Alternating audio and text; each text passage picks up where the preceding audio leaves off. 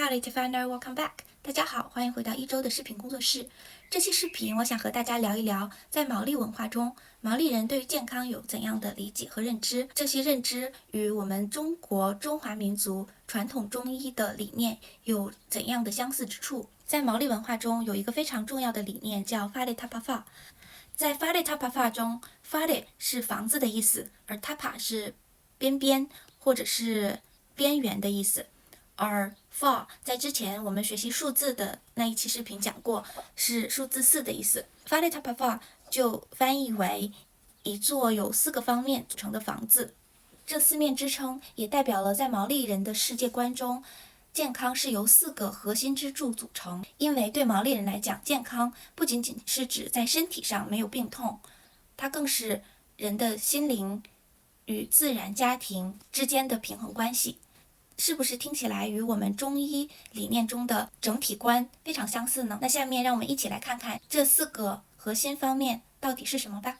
说到身体健康，第一个就是我们物理方面的身体健康层面，叫 Tinana 就是身体，物理上的身体健康的层面。如果身体不健康，我们身体其他的方面也很难维持，而这也与中国传统中医文化中的身体平衡有很大的相似之处。毛利健康理念中，通过传统毛利草药 Romu 以及按摩 Meli Romi 来帮助人们调理身体上的平衡。中医会通过中药、饮食调节、推拿、按摩、针灸来调节人们的身体平衡。而第2个层面叫 Waidua 是指灵魂层面。在毛利文化中，这也是非常重要的一点，因为毛利人相信万物有灵。而在中医中，我们也会讲到养心的概念，保养心神，通过养心静心来治胃病。比如有些时候中医会通过建议人们来冥想打坐，或是到大自然去散步，连接自然，来保持我们的心神宁静。下一个 Hinengaro 在这里是指情绪上的健康，它也指一些心理健康和情绪压力。毛利人认为情绪和心理健康是人整体健康的重要组成部分。在中医中也有相似的理念，比如说通过疏导情绪来缓解焦虑和不适。中医也相信情绪上的困扰也会带来物质身体层面的不舒适和淤堵。那么最后一个方面就是 Final 之前这个单词我们也讲过，是家庭家族的意思。在毛利人的认知中，家庭家族与家人的关系也是我们健康的重要组成部分。我们的家庭和社会关系不只是我们自己一个人的事，也关系到了我们的家族、家庭以及社会关系。毛利人也非常重视 Final 的力量，因为他们认为这是作为一个人的归属感来源。这一点也与中医人与人的关系，促进家庭和睦、人际关系和谐健康有着一定的联系。